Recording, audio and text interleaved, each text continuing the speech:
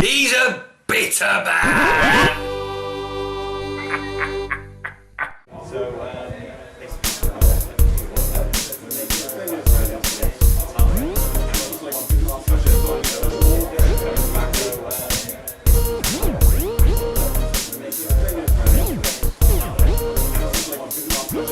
Give me some clapping, give me some wooings. Ladies and gentlemen, our next actor, brilliant, Rob Leonard.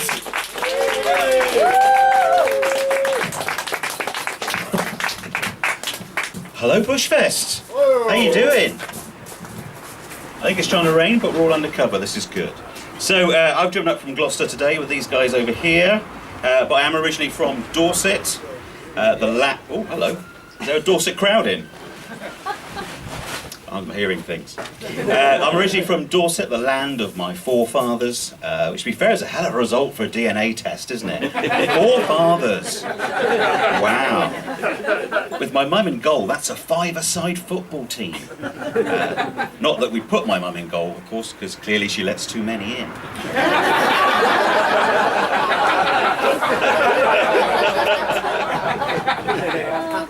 This is why I'm not in Dorset anymore.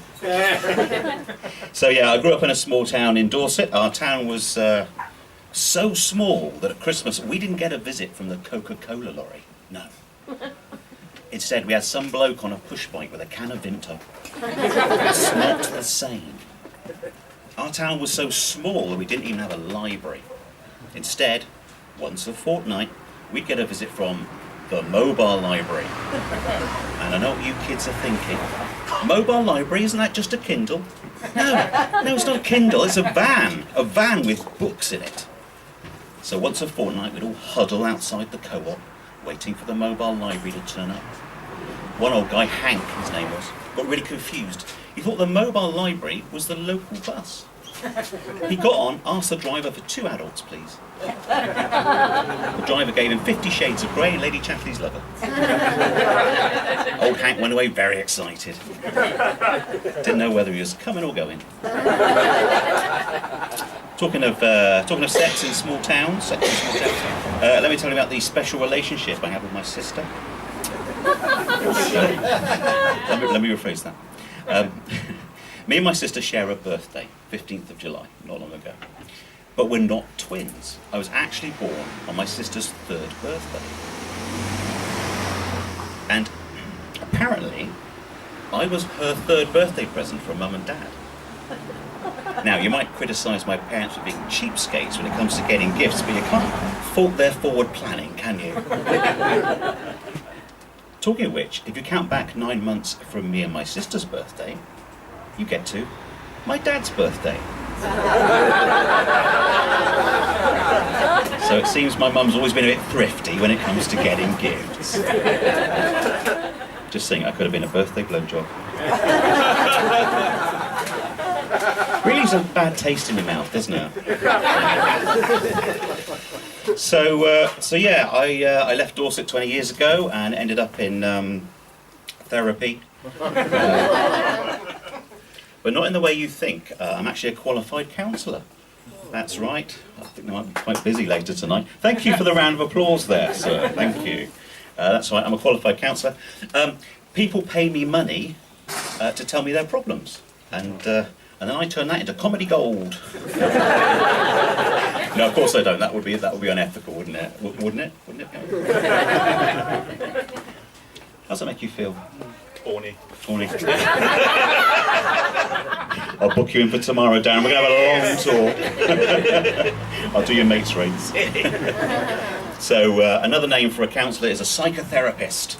What's the difference between a counsellor and a psychotherapist, I hear you ask? Well, it's about 20 quid an hour. You won't see a psychotherapist stood here telling jokes, that's for sure. So yes, of course, the granddaddy, the pioneer, the big man of psychotherapy was, of course, Sigmund Freud. You know the guy. Let's cheer for Sigmund Freud. Or the beard. I mean, that's a fabulous beard you have there, sir. If you were smoking a cigar, it'd be like the man himself was sat over there. We could have a really good chat. According to Sigmund Freud, I have something called an oral fixation. An oral fixation. That means I get pleasure from sticking things in my mouth. And as a non-smoking straight guy, that means I do like eating way too much, as you can see. Now, I'm on a diet, which means I can no longer get my oral pleasure from sticking food in my mouth. So I'm going to need to start smoking or start sucking dicks. And cigarettes are really expensive, aren't they? So I started giving blowjobs to strangers. Just to make money for cigarettes.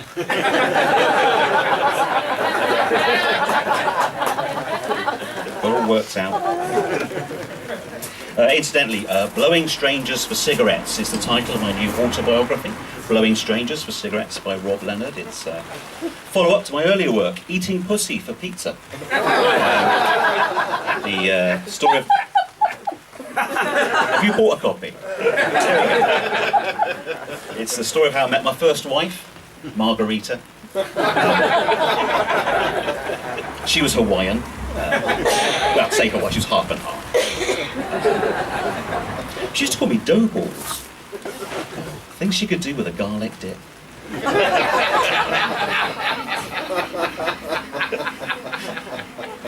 Make your mouth water. And your eyes, gosh. Where is this going? Oh yeah, I did my sister. Yes, there we are. So let me give you an insight into my rock and roll comedy lifestyle. On Tuesday, I was in W.H. Smith's buying my TV guide. Just me, excellent. So I was queuing up to buy my TV guide in W.H. Smith's, and while I was in the queue, I noticed a self-service checkout at the front wasn't being used. So I pointed this out to the woman in front of me in the queue, and she said something really strange. She said, "I don't believe in self-service checkouts." I said, "What?" She said, "I don't believe in self-service checkouts."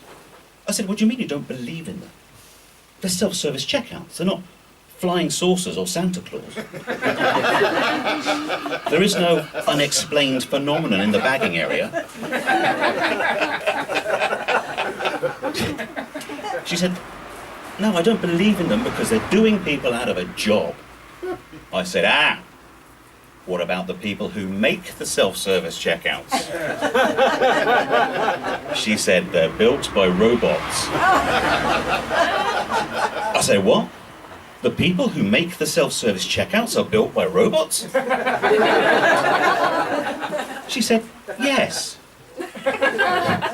At that point, I got really confused and thought I was in a bad Terminator movie. There's plenty of those to choose from, isn't there? So I put back my TV guide and I said to this woman, I said, "I'll be back." Talking of the Terminator, I've had this weird feeling my whole life that something sinister was coming to get me. Turns out it was cholesterol. And high blood pressure. So I've got high blood pressure, and so has my cat.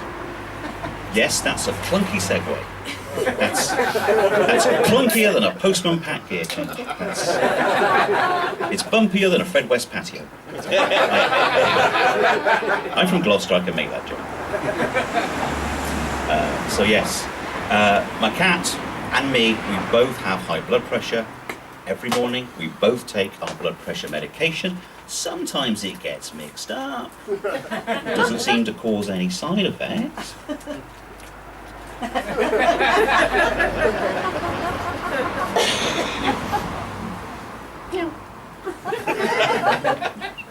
That dog starts barking at me. Way too cute. So yes, what was I saying?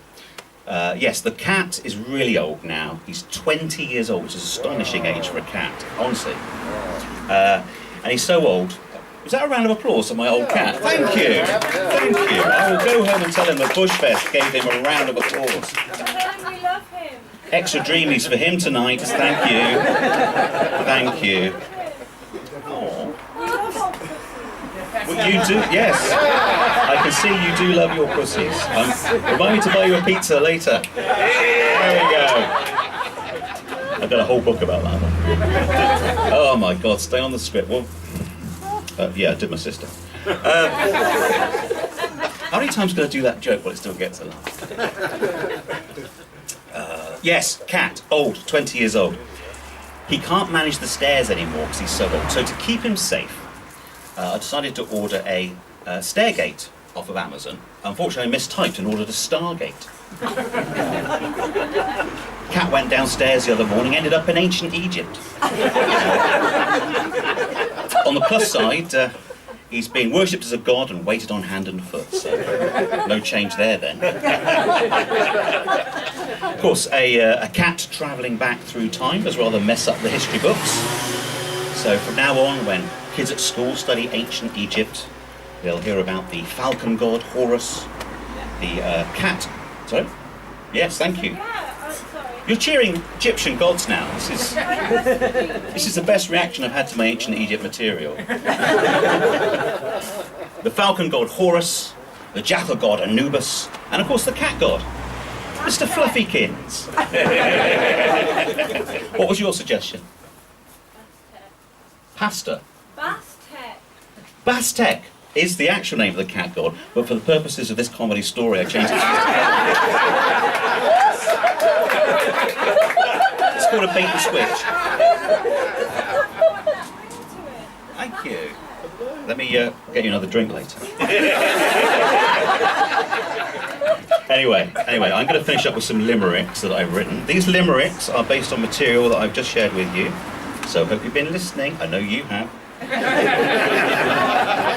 So here's some limericks. I didn't have time to finish the limerick, so you're going to have to help me with the last line, okay?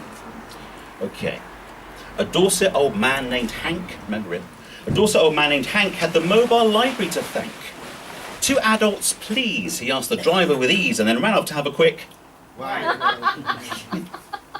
off to have a quick read of these wonderful examples of erotic literature. Oh, come on, guys.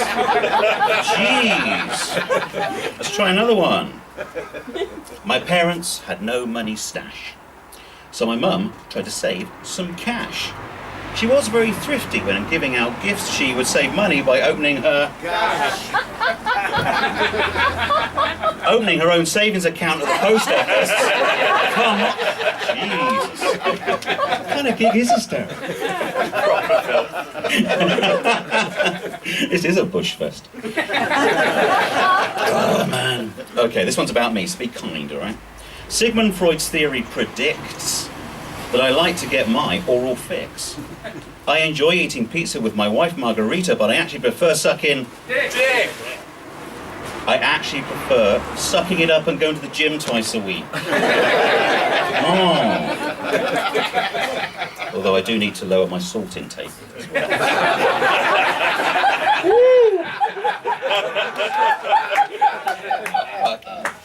Okay, last one. I've done some comedy for you today, and there's not much more I can say. So my time is now done, and I hope you've had fun. So let's all shout hip hip. Hooray! Let's all shout, get off the stage, you cunt.